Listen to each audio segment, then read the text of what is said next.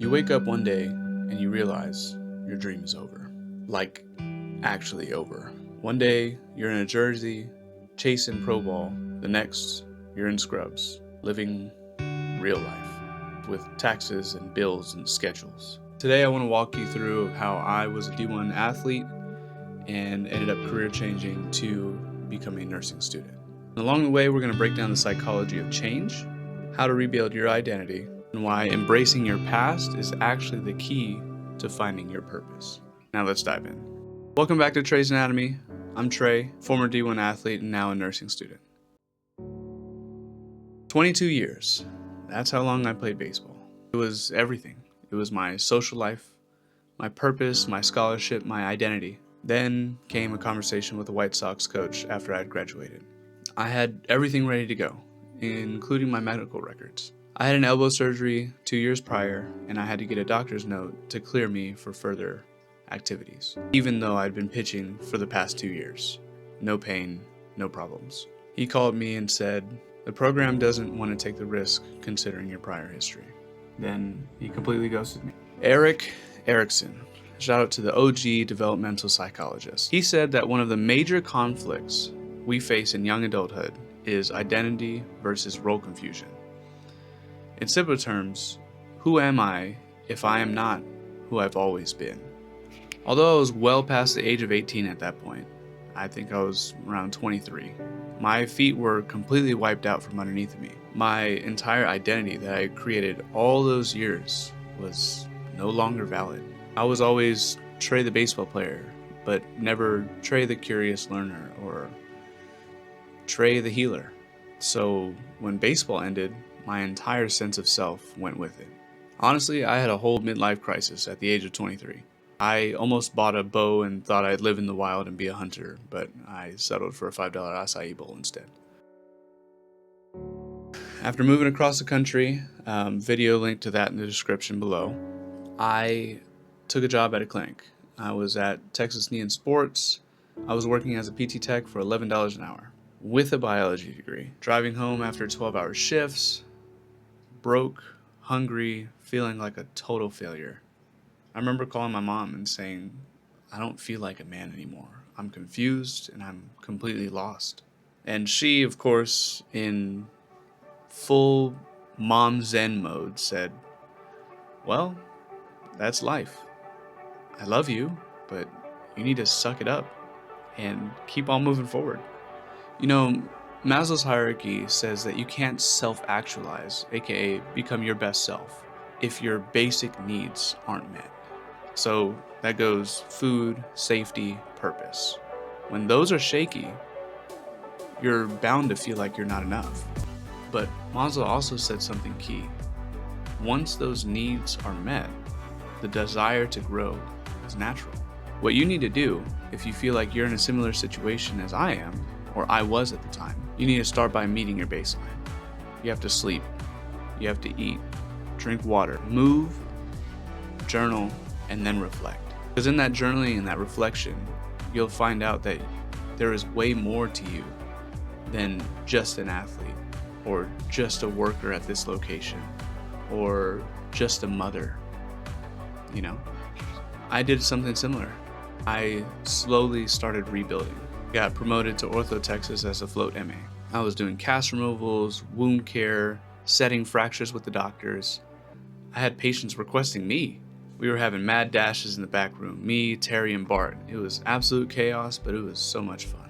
One day, I messed up, big time. I was casting this older black woman after a tendon reattachment. And the doctor told me to cast it in inversion, which means that the ankle is towards the midline of the body. So you know how you can move it like this? So eversion would be this way, inversion is this way. And I casted it in eversion. That's the literal opposite. So if he was trying to protect the tendons on the inside of the ankle by casting it in inversion, I stretched the tendons the opposite way.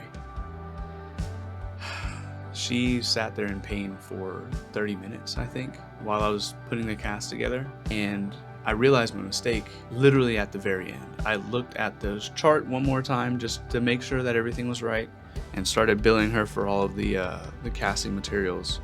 And I saw at the very bottom, it said inversion with 2 lines scrawled at the bottom. I said, oh my gosh.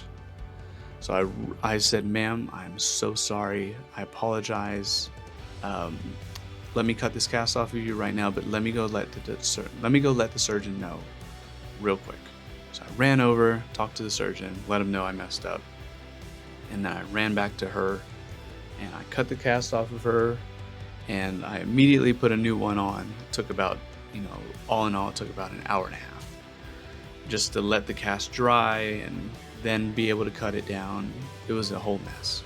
She had all the right to be angry and curse me out and scream at me, but she didn't. She said, it's okay, baby.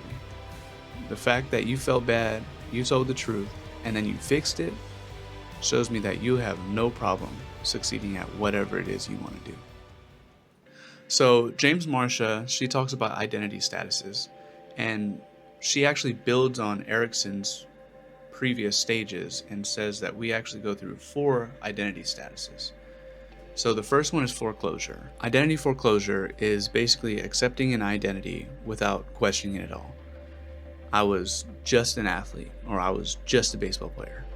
Then you have moratorium. That's where you're questioning absolutely everything. Basically, my quarter life crisis at 23 years old. Then you have diffusion. That's where you have no direction and no effort, essentially. That's my $11 an hour life. Of course, you have to start somewhere, but doing the bare minimum and not really yearning for something higher, that's your diffusion state. And then you hit your achievement state. You explore, you make decisions, you start over. So that's finally where I'm at now, nursing school. It took me a good 3 years to get here, but I am here. If you feel the same way, just know that you're not stuck. You're not broken. You're just in the moratorium stage. It's a messy, necessary middle. Journaling helps. So do Tiff Streets from your favorite patients. If you haven't had Tiff Streets cookies, definitely check that out. So while I was working at Ortho Texas, I received a book from Dr. Allman. The book was called Can't Hurt Me by David Goggins. He helped me realize that my pain, it had purpose, that my suffering could either define me or refine me. I always thought that I would be a doctor my entire life, but after working with PTs and nurses, I fell in love with the continuity of care. Doctors, in my opinion, they make quick decisions. Nurses, they walk alongside you. I was there for that. I was there for the path. That's what I wanted. I wanted to care, not cure. And just know that there's purpose and flow. Just know that purpose isn't found, it's remembered. Similar to what I said in a previous video, go ahead and watch that if you'd like, how to find your purpose. It's something that you remember, not something that you find. Your purpose will grow where your joy, your skills, and your impact all overlap. And flow, the state where time just seems to disappear completely, that flow state, that's a sign that you're doing what matters. I had that with patients, with teaching, with care. That was when my brain was running at 1,000,000 miles an hour and I just magically knew the right words to say. That's when I knew. So for you, think of 3 times that you completely lost track of time. That's your clue, to seek that feeling more often. I don't care what it is. In this day and age, you can find just about any great paying job doing something that you love to do. You can find a career in just about any special interest you have, period.